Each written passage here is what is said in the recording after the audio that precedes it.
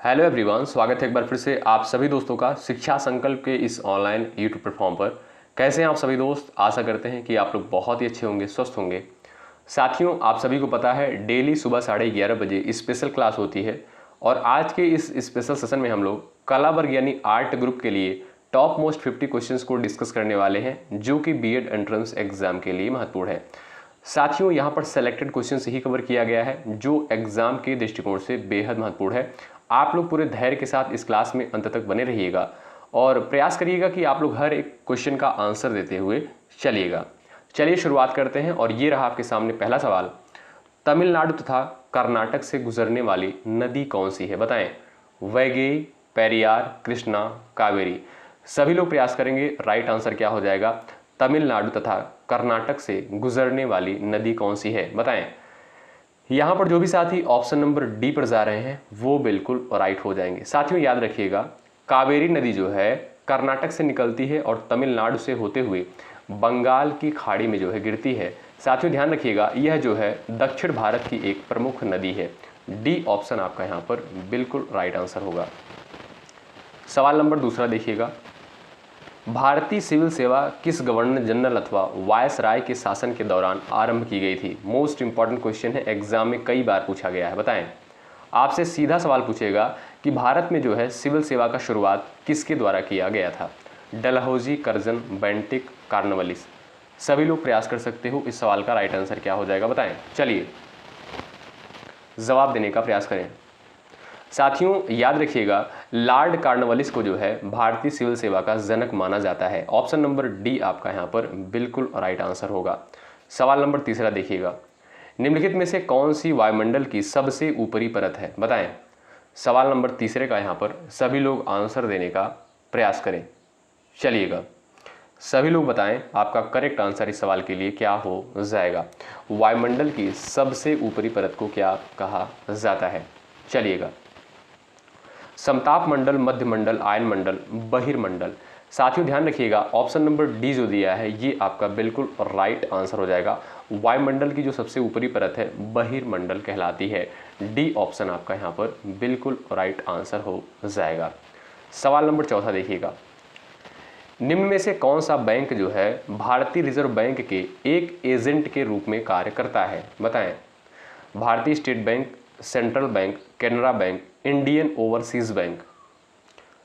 सवाल नंबर चौथा आप लोग ध्यान से पढ़िए और आंसर देने का प्रयास करें। चलिए प्रयास करें आंसर देने के लिए। निम्न में से कौन सा बैंक जो है भारतीय रिजर्व बैंक के एक एजेंट के रूप में कार्य करता है? याद रखिएगा दोस्तों, भारतीय स्टेट बैंक यानी एसबीआई। ध्यान रखिएगा, भारतीय स्टेट बैंक साथियों सरकार के लिए अनेक बैंकिंग कार्य करता है और आरबीआई का एजेंट भी कहा जाता है इसे, ठीक है, खासकर उन स्थानों पर जहां आरबीआई की शाखा नहीं होती है। आपका ए ऑप्शन यहां पर बिल्कुल राइट आंसर होगा। अगला सवाल, विश्व व्यापार संगठन का मुख्यालय कहां पर स्थित है? जवाब देने का प्रयास करें। चलिए सभी लोग प्रयास करें। साथियों यहां पर सिर्फ और सिर्फ सेलेक्टेड क्वेश्चन ही कवर किए गए हैं। इन सारी क्लासेस को आप लोग बिल्कुल मत छोड़िएगा। चलिए प्रयास करें। वर्ल्ड ट्रेड ऑर्गेनाइजेशन यानी WTO का मुख्यालय जो है कहां पर स्थित है? सभी लोग बताएं। विश्व व्यापार संगठन। सभी का आंसर आना चाहिए। जो भी साथी जा रहे हैं ऑप्शन नंबर बी पर वो यहां पर बिल्कुल राइट हो जाएंगे। विश्व व्यापार संगठन का मुख्यालय साथियों जिनेवा में स्थित है। आपका बी ऑप्शन बिल्कुल यहां पर करेक्ट हो जाएगा। स्विट्जरलैंड का एक शहर है जिनेवा और यहीं पर जो है विश्व व्यापार संगठन का मुख्यालय स्थित है। ध्यान रखिएगा। अगला सवाल देखें। चलिए, विधान परिषद की सदस्यता के लिए न्यूनतम आयु सीमा कितनी होनी चाहिए? 21 वर्ष, 25 वर्ष, 30 वर्ष, 35 वर्ष। चलिए सभी लोग प्रयास करें। आपका राइट आंसर यहां पर क्या हो जाएगा? बताएं। चलिए सभी लोग प्रयास करें। चलिए भाई, 21 वर्ष, 25 वर्ष, 30 वर्ष, 35 वर्ष।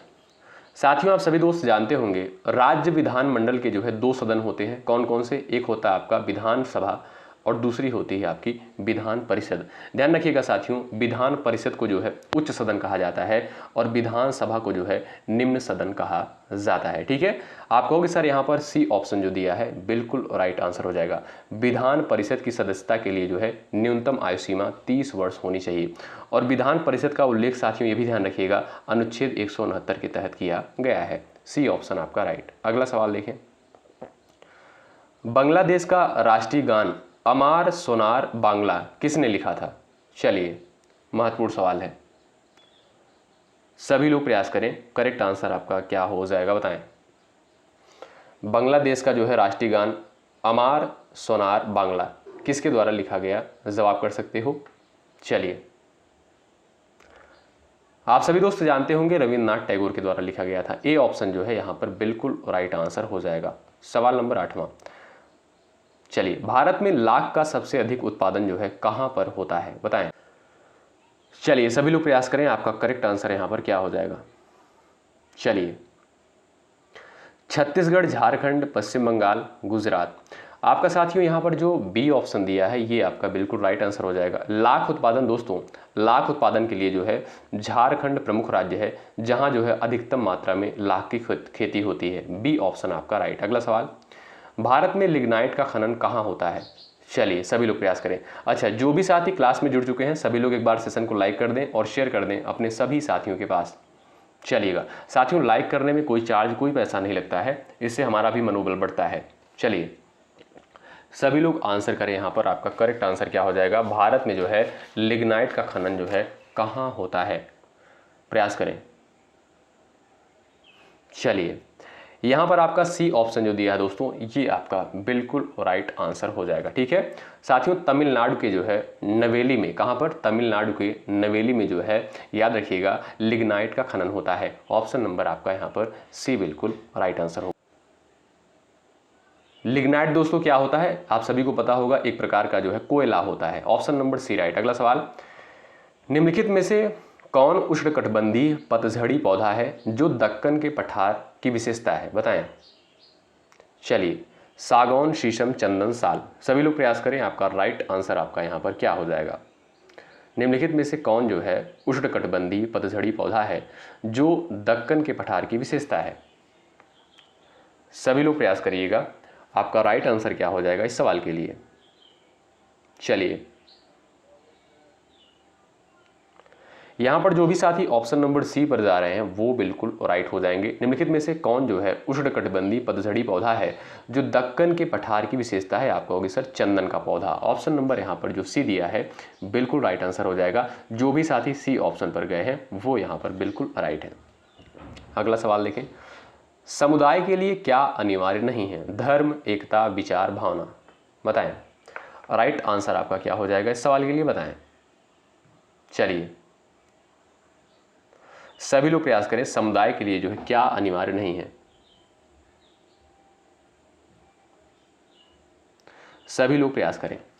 यहां पर जो भी साथी ऑप्शन नंबर ए पर जा रहे हैं वो यहां पर बिल्कुल राइट हो जाएंगे। याद रखिएगा साथियों, समुदाय के लिए जो है एकता, विचार और भावना, इन तीनों चीज़ों की जो है आवश्यकता होती है, अनिवार्यता होती है, लेकिन धर्म की जो है अनिवार्यता नहीं है। आपका जो है ए ऑप्शन यहाँ पर बिल्कुल सटीक आंसर हो जाएगा। सवाल नंबर अगला, निम्नलिखित में से संसार का सबसे अधिक प्रचलित विवाह कौन सा है बताएं। चलिए, सभी लोग आंसर दे सकते हो इस सवाल का, बताएं। सभी लोग प्रयास करें, निम्नलिखित में से संसार का सबसे अधिक प्रचलित विवाह कौन सा है? एकल विवाह, प्रयोगात्मक विवाह, मैत्री विवाह, बहुभ्रांत विवाह। यहां पर आपका साथियों ए ऑप्शन जो दिया है ये बिल्कुल राइट हो जाएगा। एकल विवाह जो है सबसे ज़्यादा प्रसिद्ध विवाह है, सबसे ज़्यादा प्रचलित विवाह है। ए ऑप्शन आपका यहां पर बिल्कुल राइट आंसर हो जाएगा। अगला सवाल देखें, द्वैताद्वैव सिद्धांत के प्रवर्तक कौन है बताएं। चलिए, यहाँ पर आपका राइट आंसर क्या हो जाएगा? द्वैताद्वैत है साथियों, यहाँ पर सही कर लीजिएगा। द्वैताद्वैत सिद्धांत के प्रवर्तक कौन है? चलिए, सभी लोग प्रयास कर सकते हो, राइट आंसर इस सवाल के लिए क्या हो जाएगा? चलिए, आपका करेक्ट आंसर क्या हो जाएगा? सभी लोग प्रयास करें। चलिए भाई, यहाँ पर साथियों देखिएगा ऑप्शन में कुछ मिस्टेक है, यहाँ पर चारों ऑप्शन आपके जो है गलत हो जाएंगे। ठीक है, अगर आपसे पूछा जाए द्वैताद्वैत सिद्धांत के प्रवर्तक जो है किसे माना जाता है, निम्बकाचार्य को। किसे, निम्बकाचार्य को जो है द्वैताद्वैत सिद्धांत का प्रवर्तक माना जाता है। ठीक है, तो करेक्ट कर लीजिएगा इसको। अगला सवाल, पतंजलि योग संबंध है, बताएं न्याय दर्शन से, सांख्य दर्शन से, चारवाक दर्शन से, वैशेषिक दर्शन से। सभी लोग प्रयास करें, राइट आंसर आपका क्या हो जाएगा। भाई लाइक की संख्या बढ़ती रहनी चाहिए, इसमें कोई कमी नहीं होनी चाहिए। आपके लिए मेहनत किया जा रहा है, बेहतर कंटेंट दिया जा रहा है, आपका कर्तव्य बनता है सेशन को जरूर से जरूर लाइक करें और शेयर करें। चलिए, पतंजलि योग जो है किससे संबंधित है, प्रयास कर सकते हो। आपका राइट आंसर क्या हो जाएगा, चलिएगा बताएं करेक्ट आंसर आपका क्या है इस सवाल के लिए।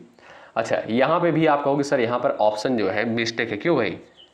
पतंजलि योग का संबंध किससे होता है दोस्तों, योग दर्शन से होता है। ध्यान रखिएगा, योग दर्शन से इसका संबंध होता है। ठीक है, ध्यान रखिएगा, इंपॉर्टेंट सवाल है एग्जाम के पॉइंट ऑफ व्यू से।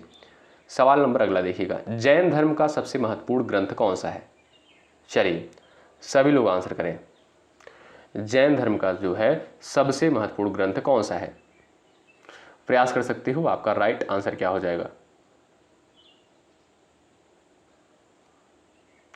प्रयास करिएगा। यहां पर जो भी साथी ऑप्शन नंबर बी पर गए हैं वो यहां पर बिल्कुल राइट हो जाएंगे। साथियों यह ग्रंथ जो है किसके द्वारा लिखा गया था, भद्रबाहु द्वारा लिखा गया था और यह जो है महावीर के जीवन तथा जैन परंपराओं का वर्णन करता है। तो आपका बी ऑप्शन करेक्ट है, जैन धर्म का सबसे महत्वपूर्ण ग्रंथ जो है कल्पसूत्र है। अच्छा, त्रिपिटक दोस्तों किससे संबंधित है, ये आपका बौद्ध धर्म से संबंधित है।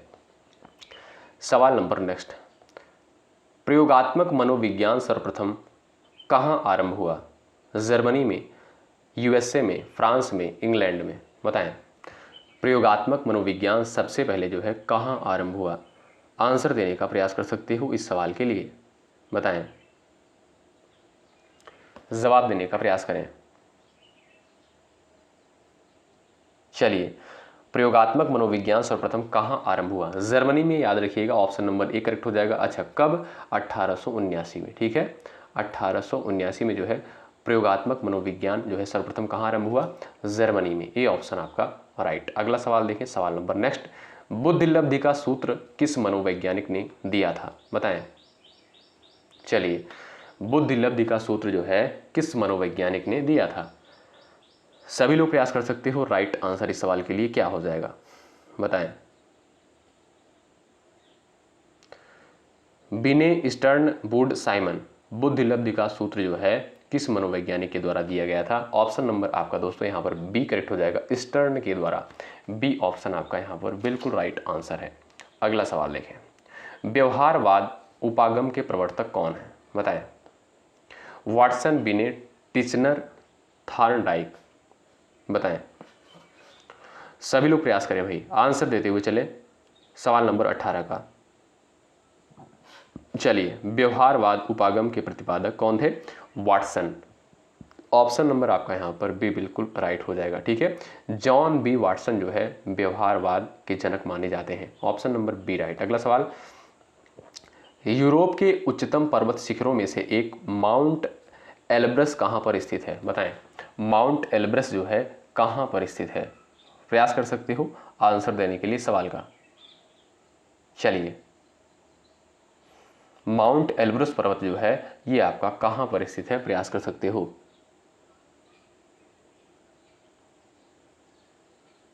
चलिएगा, यहां पर साथियों आपका जो सी ऑप्शन है बिल्कुल राइट आंसर हो जाएगा। ठीक है भाई, ऑप्शन नंबर सी वाले दोस्त यहां पर बिल्कुल राइट हो जाएंगे। अगला सवाल, भारतीय संविधान का निम्नलिखित में से कौन सा अनुच्छेद जो है विधिक समता यानी कानून के सामने समानता से संबंधित है। यानी दोस्तों कानून के सामने जो है सभी लोग आप कह सकते हो समान है। ठीक है, उनमें जो है कोई विभेद नहीं किया जाता है धर्म, जाति, लिंग के आधार पर। ठीक है, आप बता सकते हो यहाँ पर राइट आंसर आपका क्या हो जाएगा, विधिक समता जो है यानी कानून के समक्ष समानता से संबंधित कौन सा अनुच्छेद है।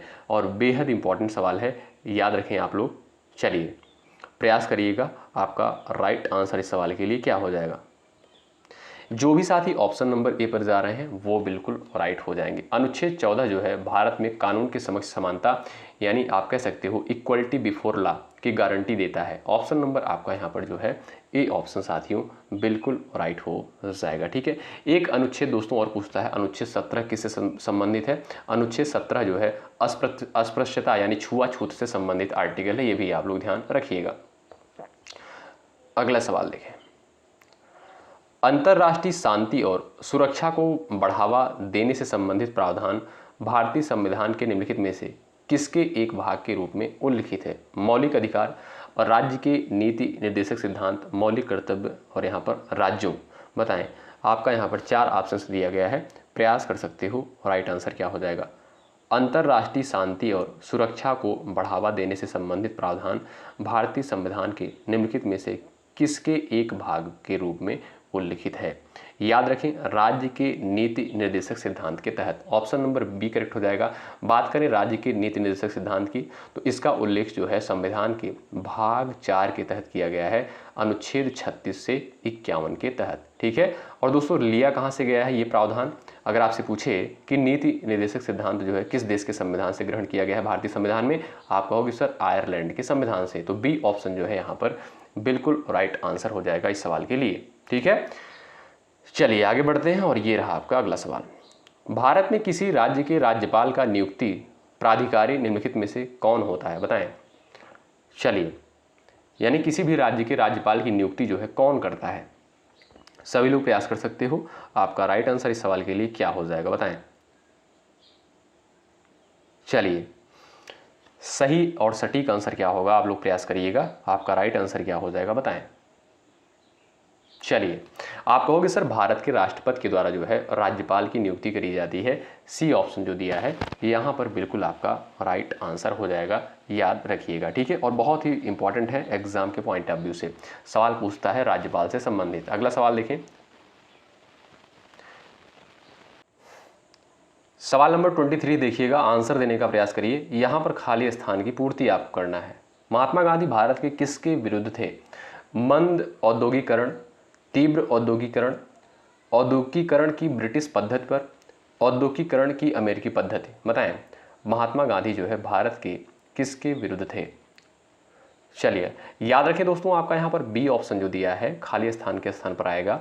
महात्मा गांधी भारत के जो है तीव्र औद्योगिकरण के विरुद्ध थे। आपका बी ऑप्शन जो है बिल्कुल सटीक आंसर होगा। अगला सवाल देखें, निम्नलिखित में से कौन सी घाटी जो है हिमालय पर्वत श्रृंखला में स्थित नहीं है? बताएं, कौन सी घाटी जो है हिमालय पर्वत श्रृंखला में स्थित नहीं है? प्रयास कर सकते हो आंसर देने के लिए सवाल का। चलिए,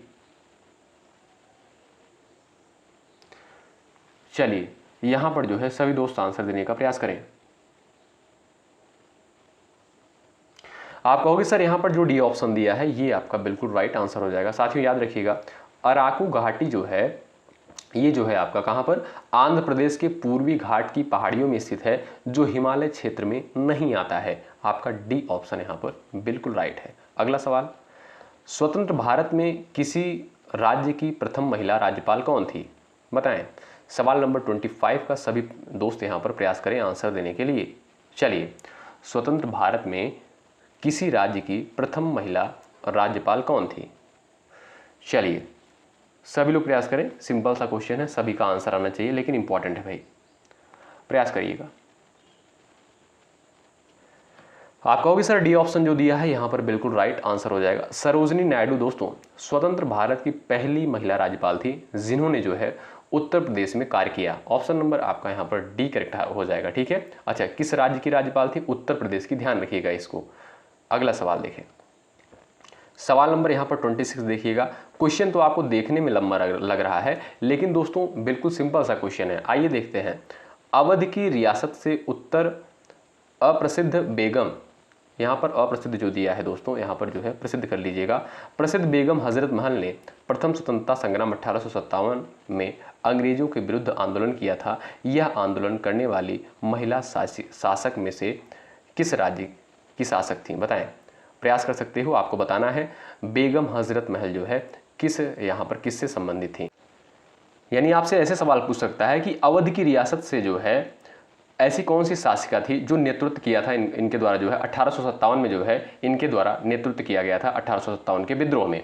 आप कहोगे sir Begum Hazrat Mahal. Option number आपका यहाँ पर ए बिल्कुल राइट हो जाएगा। याद रखिएगा साथियों, बेगम हजरत महल जो है अवध की रानी थी जिन्होंने जो है लखनऊ में 1857 के विद्रोह में नेतृत्व किया था। याद रखिएगा, इंपॉर्टेंट है, ए ऑप्शन आपका राइट है। अगला सवाल देखें, वह कौन से कवि और संत हैं जिन्होंने रामायण का एक दूसरा संस्करण रामचरितमानस नाम से लिखा था? बताएं। रैदास, सूरदास, कालिदास, तुलसीदास। देखिएगा क्वेश्चन को सिर्फ यहाँ पर कह सकते हो आप लोग लैंग्वेज को बढ़ाया गया है और सिंपल सिंपल से क्वेश्चन है, ठीक है। वह कौन से कवि और संत हैं जिन्होंने रामायण का एक दूसरा संस्करण जो है रामचरितमानस नाम से लिखा था? आप कहोगे सर तुलसीदास। और रामायण जो है ये आप सभी को पता है संस्कृत में था, वाल्मीकि के द्वारा लिखा गया था, ठीक है। और यहाँ पर आपका डी ऑप्शन बिल्कुल राइट आंसर हो जाएगा। रामचरितमानस जो है अवधि में लिखा गया है, आप सभी दोस्तों को पता है, ठीक है। आपका डी ऑप्शन यहाँ पर बिल्कुल सटीक आंसर हो जाएगा। अगला सवाल देखें, सवाल नंबर नेक्स्ट। दक्षिण भारत के किस राजा ने जो है वर्ष 1741 में कोलाचेल की लड़ाई में डच ईस्ट इंडिया कंपनी को परास्त किया था? बताएं। सभी लोग प्रयास करें, आपका राइट आंसर इस सवाल के लिए क्या हो जाएगा? प्रयास आप लोग करिएगा भाई हर एक सवाल के लिए। चलिए, दक्षिण भारत के किस राजा ने जो है वर्ष 1741 में कोलाचेल की लड़ाई में डच ईस्ट इंडिया कंपनी को परास्त किया था? मार्तंड वर्मा ने। ऑप्शन नंबर आपका यहाँ पर दोस्तों सी ऑप्शन बिल्कुल राइट हो जाएगा। ये दक्षिण भारत के जो है एक राजा थे। ऑप्शन नंबर आपका यहाँ पर सी बिल्कुल राइट है। अगला सवाल, मुगल वंश के पहले सम्राट बाबर ने जो है अपनी देसी भाषा चागाताई तुर्किक में अपनी आत्मकथा लिखी, यह पुस्तक का नाम क्या है? बताएं। सभी लोग आंसर दें भाई। मुगल नामा, बाबर नामा, बाबर बुजुर्ग, बाबर बिहाया। बताएं राइट आंसर क्या है इस सवाल के लिए, प्रयास कर सकते हो। चलिए, मुगल वंश के पहले सम्राट बाबर ने जो है अपनी देसी भाषा चागाताई तुर्किक में अपनी आत्मकथा लिखी, इस पुस्तक का नाम क्या है? आप कहोगे सर बाबरनामा। ऑप्शन नंबर दोस्तों बी जो है बिल्कुल राइट आंसर हो जाएगा। ये भी सिंपल सा क्वेश्चन है, बस लैंग्वेज को जो है बढ़ाया गया है, ठीक है। किसकी आत्मकथा थी? बाबर की आत्मकथा थी, ठीक है। और बाबर के द्वारा लिखी गई थी, किस भाषा में? चागाताई तुर्किक भाषा में जो है लिखी गई थी। ये आपसे नहीं पूछेगा, आपसे सिर्फ इतना पूछेगा कि बाबरनामा जो है किसकी आत्मकथा थी? आप कहोगे सर बाबर की। Option number B right. अगला सवाल, 1996 में जो है जब अटल बिहारी वाजपेयी पहली बार प्रधानमंत्री बने थे तो उनके प्रधानमंत्री के रूप में कार्य करने की लगभग अवधि जो है कितनी थी? चलिए प्रयास करें, आपका राइट आंसर यहां पर क्या हो जाएगा? सभी लोग प्रयास कर सकते हो, आपका करेक्ट आंसर यहां पर क्या होगा? बताएं। चलिए, 1996 में जब अटल बिहारी वाजपेयी पहली बार प्रधानमंत्री बने थे तो उनके प्रधानमंत्री के रूप में कार्य करने की लगभग अवधि कितनी थी? आप कहोगे सर लगभग जो है 2 सप्ताह यानी 13 दिन, ठीक है। आपका यहाँ पर बी ऑप्शन बिल्कुल राइट आंसर हो जाएगा, ध्यान रखिएगा, ठीक है दोस्तों। चलिए आगे बढ़ते हैं और यहाँ पर जो है आपका अगला सवाल है, राजा बिंबिसार के दरबार में उस प्रसिद्ध चिकित्सक का क्या नाम है जो भगवान बुद्ध के निजी चिकित्सक थे? चलिए बताएं, सटीक आंसर क्या हो जाएगा इस सवाल के लिए, प्रयास कर सकते हो। राजा बिंबिसार के दरबार में उस प्रसिद्ध चिकित्सक का क्या नाम है जो भगवान बुद्ध के निजी चिकित्सक थे? जीवक आपने नाम सुना होगा। ऑप्शन नंबर सी बिल्कुल यहाँ पर राइट हो जाएगा, ठीक है भाई। आप सभी को पता है जीवक जो है प्राचीन भारत के प्रसिद्ध चिकित्सक थे जो बुद्ध के दरबार में थे। आपका सी ऑप्शन राइट। अगला सवाल, रविन्द्रनाथ टैगोर द्वारा लिखी गई कविता अमार सोनार बांग्ला के संबंध में निम्नलिखित में से कौन सा कथन सही है? यहाँ पर आपसे पूछता है कि अमार सोनार बांग्ला ये जो है कविता लिखी गई थी रविन्द्रनाथ टैगोर के द्वारा और पूछता है कि इसमें जो है कौन सा कथन इस रचना से संबंधित सही है। यह टैगोर की पहली कविता थी। इस कविता के बाद बांग्लादेश ने अपने राष्ट्रगान के रूप में अपनाया। इस कविता के लिए टैगोर को नोबेल पुरस्कार दिया गया। यह कविता शांति निकेतन में एक स्कूल की प्रार्थना थी। बताएं, प्रयास कर सकते हो, आपका राइट आंसर क्या हो जाएगा इस सवाल के लिए? बताएं। आप सभी दोस्त जानते हैं इस कविता के बाद में जो है बांग्लादेश ने अपने राष्ट्रगान के रूप में अपनाया। ऑप्शन नंबर बी करेक्ट हो जाएगा, अमार सोनार बांग्ला। ये जो है कहाँ का राष्ट्रगान है? बांग्लादेश का। ऑप्शन नंबर बी आपका राइट हो जाएगा। किसके द्वारा रचित है? रविन्द्रनाथ टैगोर के द्वारा। B option right. अगला सवाल, सवाल नंबर नेक्स्ट है, रूस की पंचवर्षीय योजना पद्धति को जो है पूरे विश्व में अपनाया गया था। उस रूसी नेता का क्या नाम है जिन्होंने पहली बार रूस में पंचवर्षीय योजना के दृष्टिकोण को लागू किया था? महत्वपूर्ण सवाल है, पंचवर्षीय योजना से सवाल पूछ सकता है, पेपर में आता है, बताएं। चलिए, आपका करेक्ट आंसर इस सवाल के लिए क्या होगा, बताएं। चलिए, आप सभी दोस्त जानते हैं जो भारत में पंचवर्षीय योजना प्रणाली है वो जो है कहाँ से ली गई है? रूस के संविधान से अपनाई गई थी। ठीक है, तो यहाँ पर आपसे सवाल पूछता है कि रूस की पंचवर्षीय योजना पद्धति को पूरे विश्व में अपनाया गया है, उस रूसी नेता का क्या नाम है जिसने पहली बार रूस में पंचवर्षीय योजना के दृष्टिकोण को लागू किया? आप कहोगे sir Joseph Stalin. Option number B आपका राइट। अगला सवाल, वर्साय का महल निम्नलिखित में से किस यूरोपीय राजधानी के पास स्थित है? बताएं। चलिए, वर्साय का महल जो है निम्नलिखित में से किस यूरोपीय राजधानी के पास स्थित है? चलिए, यहां पर दोस्तों आपका राइट आंसर क्या हो जाएगा? पेरिस। याद रखिएगा साथियों, वर्साय का महल जो है फ्रांस की राजधानी पेरिस के पास स्थित है। ठीक है, आपका यहां पर राइट आंसर बी बिल्कुल राइट होगा। अगला सवाल, वेनिस शहर जो नहरों और पुलों से युक्त है निम्नलिखित किस देश में स्थित है? बताएं। वेनिस शहर जो है जो नहरों और पुलों से युक्त है निम्नलिखित किस देश में स्थित है? Denmark, Scotland, France, Italy. चलिए भाई, देखिएगा इस क्लास को करने के लिए आपके पास धैर्य की आवश्यकता होती है। धैर्य के साथ बने रहेंगे और सभी क्वेश्चन सिलेक्टेड हैं, आपको लग रहा होगा बहुत बेहतर तरीके से। ठीक है, चलिए, बहुत मेहनत करी गई है इस पीडीएफ में तैयार करने के लिए। एक एक क्वेश्चन को जो है रखा गया है, सिलेक्टेड क्वेश्चन को। वेनिस शहर जो नहरों और पुलों से युक्त है निम्नलिखित किस देश में स्थित है? इटली आपका यहाँ पर जो है डी ऑप्शन बिल्कुल राइट आंसर होगा। अगला सवाल, पोनमुडी दक्षिण भारत का एक छोटा सा हिल स्टेशन है, यह किस शहर के पास स्थित है? बताएं। चलिए, आंसर कर सकते हो आप सभी दोस्त इस सवाल का। करेक्ट आंसर क्या हो जाएगा, बताएं। चलिए भाई, जवाब कर सकते हो। पोनमुडी जो है दक्षिण भारत का एक छोटा सा हिल स्टेशन है, यह किस शहर के पास स्थित है? चलिए, यहां पर साथियों आपका राइट आंसर क्या हो जाएगा, बता सकते हो। आप कहोगे सर केरल की राजधानी तिरुवनंतपुरम के पास। ठीक है, आपका सी ऑप्शन यहां पर बिल्कुल राइट आंसर होगा। अगला सवाल, निम्नलिखित में से कौन सा शहर जो है पश्चिमी ऑस्ट्रेलिया की राजधानी है? चलिए, कौन सा शहर जो है पश्चिमी ऑस्ट्रेलिया की राजधानी है? प्रयास कर सकते हो। और राइट आंसर क्या है, बताएं। चलिए, सभी लोग प्रयास करें। Darwin, Perth, Brisbane, Hobart. आपका यहाँ पर जो साथियों बी ऑप्शन दिया है यही आपका राइट हो जाएगा। पर्थ साथियों पश्चिमी ऑस्ट्रेलिया की राजधानी है और एक प्रमुख बंदरगाह शहर है। ऑप्शन नंबर बी आपका राइट। अगला सवाल देखो भाई, भारतीय संविधान के अनुच्छेद 161 के अनुसार निम्नलिखित में से किसे जो है सजा माफ करने का या सजा में हेर फेर करने की शक्ति प्राप्त है? देखिए, क्वेश्चन को सिर्फ जो है घुमाया गया है। आपसे ऐसे भी सवाल पूछ सकता था कि अनुच्छेद 161 जो है किससे संबंधित है? चलिए, सभी लोग प्रयास करें। आपका राइट आंसर क्या हो जाएगा? भारतीय संविधान के अनुच्छेद 161 के अनुसार निम्नलिखित में से किसे सजा माफ करने या सजा में हेर फेर करने की शक्ति प्राप्त है? आप कहोगे सर भारत के राष्ट्रपति के पास। ऑप्शन नंबर जो ए दिया है यहाँ पर बिल्कुल राइट आंसर हो जाएगा। ठीक है दोस्तों, और अनुच्छेद 161 भी आप लोग याद रखिएगा। भारत के राष्ट्रपति के पास जो है ऐसी शक्ति होती है जो किसी भी सजा को माफ कर सकता है, हेर फेर कर सकता है सजा में। अगला सवाल भाई, लाइक की संख्या आप लोग बढ़ाते चलो। ठीक है, लाइक की संख्या बढ़ती रहनी चाहिए। इतनी गर्मी में, इतनी भीषण गर्मी में आपको जो है हर एक क्लास प्रोवाइड करी जा रही है। आपका कर्तव्य बनता है सेशन को जरूर लाइक करें, इससे दोस्तों हमारा भी मनोबल बढ़ता है। अगर आपको चीज़ें बेहतर लग रही, कंटेंट बेहतर लग रहा है तो आप लोग चैनल से जरूर जुड़ जाएँ, सब्सक्राइब करके बेल आइकन को प्रेस कर लें। अगर चीज़ें बेहतर नहीं लग रही तो डिसलाइक भी कर सकते हैं, हमें कोई समस्या नहीं है। भारतीय संविधान के अनुच्छेद 5 से 11 निम्नलिखित किस पहलू से संबंधित है? कई बार हमने आपको बताया है। चलिए, सभी लोग प्रयास करें।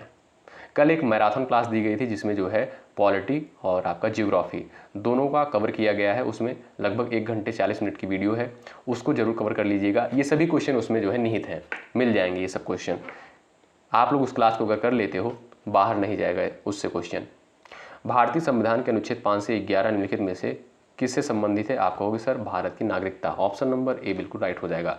अच्छा, अगर आपसे पूछा जाए किस भाग में जो है भारत की नागरिकता का वर्णन किया गया है, आप कहोगे सर भाग 2 के तहत जो है नागरिकता का वर्णन किया गया है अनुच्छेद 5 से 11 में। ठीक है, आपका ए ऑप्शन राइट। अगला सवाल देखें, भारतीय संविधान का अनुच्छेद 300A निम्नलिखित में से किसकी गारंटी देता है? बताएं। चलिए सभी लोग प्रयास करें, आपका राइट आंसर क्या हो जाएगा? सभी लोग प्रयास करें। भारतीय संविधान का अनुच्छेद 300A निम्नलिखित में से जो है किसकी गारंटी देता है? चलिए भाई प्रयास करें, करेक्ट आंसर आपका क्या हो जाएगा? चलिए यहां पर दोस्तों आपका राइट आंसर क्या हो जाएगा? आप कहोगे सर यहां पर जो आपका सी ऑप्शन दिया है यही बिल्कुल राइट है। कोई भी व्यक्ति अपनी संपत्ति से वंचित नहीं रहेगा। ऑप्शन नंबर सी जो है बिल्कुल राइट है। अगला सवाल देखो, भारतीय संविधान का अनुच्छेद 324 से 329 निम्नलिखित में से किस पहलू से संबंधित है? महत्वपूर्ण सवाल है, बताएं। चलिए आपका करेक्ट आंसर क्या हो जाएगा? इस सवाल के लिए जवाब दे सकते हो। चलिए यहां पर आप कहोगे सर निर्वाचन या चुनाव से संबंधित है। ऑप्शन नंबर ए करेक्ट हो जाएगा। आप सभी जानते होंगे भाग 15 के तहत, ठीक है, भाग 15 के तहत अनुच्छेद 324 से 329 तक जो है निर्वाचन प्रक्रिया का वर्णन किया गया है। ए ऑप्शन आपका यहाँ पर राइट है। अगला सवाल देखें, भारत में प्रमुख सुपारी उत्पादक राज्य निम्नलिखित में से कौन सा है? चलो भाई आंसर करो। भारत में प्रमुख सुपारी उत्पादक राज्य जो है कौन सा है? बताएं। करेक्ट आंसर आपका क्या हो जाएगा इस सवाल के लिए? केरल, पश्चिम बंगाल, मणिपुर, कर्नाटक। भाई देखिएगा ये क्लास थोड़ा सा हो सकता है लेट आप चैनल पर अपलोड हो, ठीक है, थोड़ा सा लेट रिकॉर्ड करी गई है कुछ प्रॉब्लम के चलते। बताएं भारत में जो है प्रमुख सुपारी उत्पादक राज्य निम्नलिखित में से कौन सा है? आप कहोगे sir Karnataka. Option number D जो दिया है यहाँ पर बिल्कुल राइट है। अगला सवाल, बिहार राज्य के सासाराम शहर में जो है निम्नलिखित किस प्राचीन सम्राट का मकबरा स्थित है? बताएं। यानी किसका मकबरा जो है सासाराम में स्थित है? चलिए सभी लोग प्रयास करें, आपका राइट आंसर क्या हो जाएगा बताइएगा। सासाराम में जो है किसका मकबरा है? शेर शाह सूरी का। ऑप्शन नंबर दोस्तों सी बिल्कुल आपका यहाँ पर राइट है। और ये रहा आपका अगला सवाल, बुंदेलखंड नामक क्षेत्र निम्नलिखित किस सीमा के अंतर्गत आता है? बताएं। चलिए सभी लोग प्रयास कर सकते हो, राइट आंसर आपका क्या हो जाएगा? बुंदेलखंड नामक क्षेत्र निम्नलिखित में से जो है किस सीमा के अंतर्गत आता है? आप सभी जानते हैं उत्तर प्रदेश बिहार ये गलत है, उत्तर प्रदेश नेपाल ये भी गलत है, उत्तर प्रदेश उत्तराखंड ये भी गलत है। ऑप्शन नंबर बी राइट है। उत्तर प्रदेश और मध्य प्रदेश सीमा के अंतर्गत आता है बुंदेलखंड क्षेत्र। Option number B right. अगला सवाल, किस वर्ष में ईस्ट इंडिया कंपनी ने रणजीत सिंह के साथ जो है अमृतसर की पहली संधि पर हस्ताक्षर किए? बताएं। राइट आंसर क्या हो जाएगा? प्रयास कर सकते हो, सभी लोग प्रयास करिएगा। किस वर्ष में ईस्ट इंडिया कंपनी ने रणजीत सिंह के साथ अमृतसर की पहली संधि पर हस्ताक्षर किए? आपका डी ऑप्शन राइट हो जाएगा, 1809 की संधि। ऑप्शन नंबर डी आपका राइट हो जाएगा। ठीक है भाई, चलिएगा अगला सवाल, 1828 में ब्रह्म समाज की स्थापना निम्नलिखित में से किसके द्वारा करी गई? चलिए कई बार हमने आपको बताया है, सभी लोग जानते होंगे 20 अगस्त 1828 को जो है ब्रह्म समाज की स्थापना करी गई। किसके द्वारा? राजा राम मोहन राय के द्वारा। ए ऑप्शन साथियों यहाँ पर बिल्कुल राइट आंसर हो जाएगा। ठीक है, तो साथियों यहाँ पर जो है 46 क्वेश्चन को कवर किया गया है। ये क्लास आपको कैसी लगी एक बार जरूर बताएं, ये क्वेश्चन आपको कैसे लगे एक बार जरूर बताएं, क्योंकि बहुत मेहनत के साथ ये सारे कंटेंट तैयार किए जा रहे हैं। आपका कर्तव्य बनता है इस सेशन को जरूर से जरूर अपने दोस्तों के पास शेयर करें, और जो भी साथी चैनल पर नए हैं जुड़ जाएं। आप किसी भी स्टेट से हैं, बीएड एंट्रेंस एग्जाम की तैयारी कर रहे हैं, जरूर जुड़िएगा, यहाँ से निश्चित रूप से साथियों आपको हेल्प मिलेगी। चलिए मिलते हैं आपसे नेक्स्ट क्लास में, तब तक के लिए बाय बाय, टेक केयर। मेहनत के साथ आप लोग तैयारी में लगे रहें। शुक्रिया, जय हिंद, जय भारत।